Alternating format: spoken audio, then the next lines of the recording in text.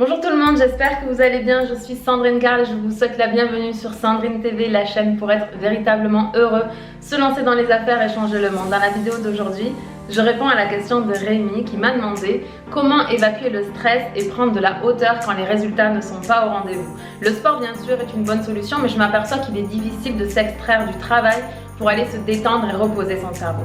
Quels conseils pourrais-tu me donner pour ne plus repousser une récréation et déclencher à coup sûr cette prise de décision?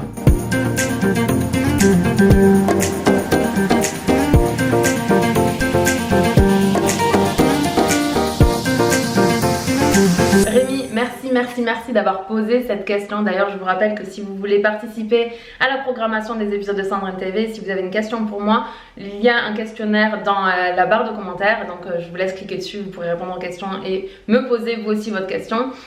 Donc Rémi, merci d'avoir posé cette question, elle est vraiment très importante parce que souvent quand on est entrepreneur, quand on se lance, on a cette image de l'entrepreneur qui travaille 15 heures par jour, qui s'arrête jamais, qui est toujours à fond et qui tape dedans en fait, qui tape dedans, qui est dans le mental et qui ne lâche jamais. Je vais te proposer aujourd'hui une autre vision de l'entrepreneuriat, c'est la vision que je défends, c'est la vision que je m'efforce de transmettre, c'est la vision que j'ai pour les entrepreneurs de demain. C'est une vision qui est faite de respect de soi, de respect en tant qu'entrepreneur et du coup de forcément avoir des moments de récréation pour être le plus optimal possible quand on passe à l'action. Maintenant, il y a plusieurs choses dans ta question. La première, c'est comment prendre de la hauteur. C'est la première question que tu me poses. Tu me demandes comment évacuer le stress et prendre de la hauteur. Évacuer le stress, il n'y a pas mille possibilités. La meilleure chose à faire quand vous avez un pic de stress, c'est-à-dire une pic de cortisol en fait qui vient un peu vous exciter ou d'adrénaline, la meilleure chose à faire, c'est d'aller transpirer le stress, d'aller décharger le stress par une activité physique pour vous permettre de retrouver un état optimal de fonctionnement. Ensuite, tu me demandes comment prendre de la hauteur quand les résultats ne sont pas au rendez-vous. Il y a deux choses pareilles là-dedans. Il y a prendre de la hauteur et les résultats ne sont pas au rendez-vous. En général, quand les résultats ne sont pas au rendez-vous, c'est qu'on est en train de s'acharner à produire les mêmes actions avec toujours plus d'entêtement. Et en fait, moi, ce que je vais te conseiller, c'est justement d'arrêter d'être dans le faire et de passer dans le laisser faire, donc dans le lâcher prise. Pourquoi c'est important, et je l'ai déjà dit dans plusieurs de mes vidéos au cours de mes conférences, c'est qu'en fait, votre zone de génie, vous ne pouvez pas y être plus de 4 heures par jour. Pendant 4 heures par jour, vous pouvez créer pour vous le flow, mais vous ne pouvez pas être dans le flow toute la journée. Donc du coup, c'est pour ça que moi je conseille, moi personnellement, je travaille entre 4 et maximum 6 heures par jour, et les 2 heures dans lesquelles, les 2 heures là, de 4 à 6, c'est des heures pendant lesquelles je ne fais que des tâches administratives qui ne me coûtent pas beaucoup intellectuellement, et qui ne me demande pas une concentration optimale. Pour prendre de la hauteur, il faut absolument que tu libères de l'espace disque. Donc moi, comment est-ce que je fais pour libérer de l'espace disque?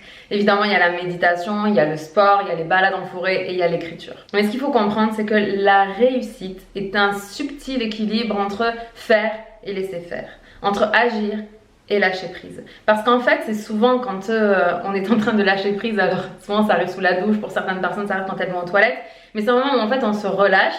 Et du coup, c'est un moment où on libère de l'espace dans notre cerveau qui du coup est disponible pour de nouvelles intuitions, une nouvelle inspiration et une nouvelle façon de faire ce qu'on est en train de faire.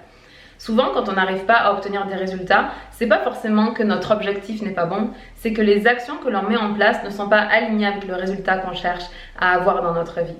Et donc la meilleure façon de savoir si nos actions sont alignées, c'est d'être en alignement, c'est-à-dire que notre intuition est alignée avec nos pensées, nos sentiments, nos paroles et nos actes. Et la question que j'aimerais te poser, Rémi, c'est: es-tu sûr que les actions que tu produis aujourd'hui sont vraiment alignées avec qui tu es et ce que tu es destiné à faire dans ce monde? Enfin, je me dois de préciser que de mon point de vue, c'est très personnel, c'est vraiment dans mon cadre de référence, mais pour moi les résultats arrivent quand on est dans sa zone de génie, quand on est en train de travailler dans le flow. Le flow, on peut le créer, il y a des différentes conditions qui permettent de le créer, ce sera le sujet d'une prochaine vidéo si ça vous intéresse, laissez-moi le savoir en commentaire.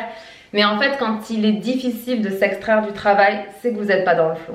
Quand les résultats ne sont pas au rendez-vous, c'est que vous n'êtes pas dans le flow. Quand vous êtes stressé, c'est que vous n'êtes pas dans le flow. Quand vous êtes angoissé, c'est que vous n'êtes pas dans le flow.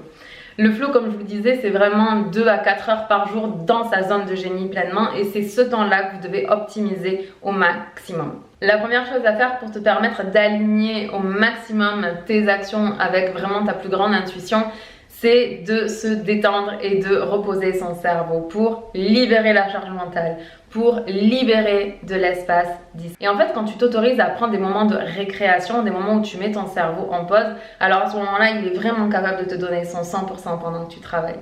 Maintenant, quel conseil je pourrais te donner pour ne plus jamais repousser une récréation et déclencher à coup sûr la prise de décision de poser ton ordi, poser ton stylo, ton papier, je ne sais pas avec quoi tu travailles, et puis de prendre tes affaires et d'aller t'entraîner, ou de prendre tes affaires et de poser tes affaires et de faire du yoga, ou d'aller te balader en nature, ou d'aller dîner avec un ami ou avec la famille. La première chose à comprendre, c'est que tu n'es pas ton entreprise. En revanche, ton entreprise, ton activité, ta société repose sur toi, et que la personne dont tu dois le plus prendre soin là-dedans, ce ne sont pas tes résultats, mais c'est qui tu es. Tu dois prendre soin de l'entrepreneur. Pour prendre soin de l'entrepreneur, je te recommande vraiment d'avoir une vie équilibrée, de faire le tour des différents rôles que tu as dans ta vie. En général, quand on a ton type de profil et que vraiment on a du mal à lâcher le travail, c'est qu'on a délaissé beaucoup de choses dans notre vie. Nos loisirs, peut-être nos amis, peut-être notre famille, peut-être que ça fait longtemps que tu n'es pas allé voir tes grands-parents. Et en fait, ce qui donne à l'entrepreneur sa pleine puissance, c'est le fait de pleinement incarner chacun des rôles qui lui sont donnés, c'est-à-dire son rôle peut-être d'enfant, son rôle de parent, son rôle d'homme ou de femme, son rôle de conjoint, son rôle de petit enfant, son rôle d'ami, etc. Quand vous arrivez à avoir un équilibre de vie sur toutes les sphères de votre vie, dans tous les piliers de votre vie, à ce moment-là, vous pouvez vous concentrer 100% dans une activité et vous avez tellement été inspiré par votre temps récréatif avec d'autres personnes, des personnes que vous aimez, ou en allant vous entraîner ou en faisant du yoga. À ce moment-là, forcément, votre cerveau, il trouve de nouvelles façons de fonctionner. Et des fois, c'est rien du tout, c'est un mot à changer dans un copywriting pour que finalement le message passe. Parfois, c'est juste une vidéo à retourner. Parfois, c'est juste avoir une discussion avec un de vos mentors, mais si vous ne libérez pas du temps dans votre cerveau, si vous ne libérez pas du temps dans votre agenda, c'est impossible d'améliorer vos résultats. Maintenant, voici mon conseil pour toi, Rémi. Si j'étais à ta place, la première chose que je ferais, c'est d'étudier vraiment mon emploi du temps. Parce que très souvent, quand on passe une journée à bosser pendant 15 heures, le lendemain, on ne travaille pas. Et le surlendemain, des fois même, on ne travaille pas non plus. L'idéal, en fait, c'est pas de travailler 15 heures dans une journée par semaine et puis après de procrastiner tout le reste de la semaine et de se détester parce qu'on passe pas à l'action. L'idée, c'est plutôt de se dire, ok, si visiblement je suis capable de travailler 15 heures sur une journée ou deux journées comme ça veut dire que je suis capable de travailler 30 heures. 30 heures dans une semaine, je me garde au minimum, je vous conseille vraiment de vous garder un jour de repos dans la semaine où vous ne travaillez absolument pas. Maintenant, si vraiment c'est impossible pour vous, que vous voulez un petit peu travailler, checker vos mails, etc., ça vous regarde, moi je vous donne mes conseils, mais vous êtes libre de faire ce que vous voulez. Mais par exemple, si tu te rends compte que effectivement tu travailles 15 heures par semaine, moi je te dirais découpe en fait, découpe ton horaire de façon à avoir peut-être 4 fois 6 heures par jour, du coup 4 heures par jour où tu vas vraiment travailler et le reste du temps de te programmer, de te planifier dans ton agenda des moments pour aller faire ton sport et de ne pas le rater. De surtout pas le rater parce que si tu rates le moment de récréation, tu n'es plus en train de prendre soin de l'entrepreneur. Si tu ne le fais pas, il y aura forcément un impact négatif et délétère sur ton entreprise. Peut-être à court terme, peut-être à moyen terme, mais dans tous les cas, à long terme, c'est certain que si tu n'as pas des temps de repos, tu vas te cramer et si tu te crames, eh ben ton entreprise elle va couler. Cette vidéo est terminée. Si vous l'avez regardée, c'est peut-être que vous aussi, vous avez du mal à lâcher votre travail pour aller vous ressourcer, vous régénérer, vous reposer, bouger physiquement, décharger tout le stress de la journée. Maintenant, laissez-moi savoir quelle est l'action que vous allez prendre aujourd'hui, dès à présent. Quelle est la première action que vous allez faire? Peut-être ça va être d'aller méditer, peut-être ça va être d'aller faire du sport, peut-être ça va être d'aller faire une balade en forêt ou encore de faire des flots de pensée, de l'écriture, du journaling comme on dit. Mais quoi qu'il en soit, trouvez ce qui vous permet de relâcher la tension, de décharger la charge mentale et de vous permettre d'être vraiment optimal et d'entrer avec facilité dans votre zone de génie pour exprimer tout votre potentiel.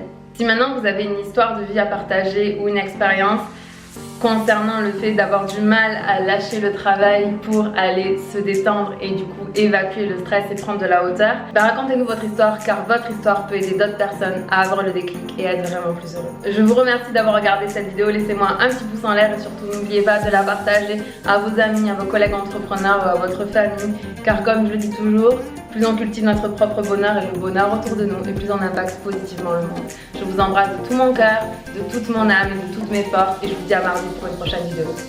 Ciao ciao.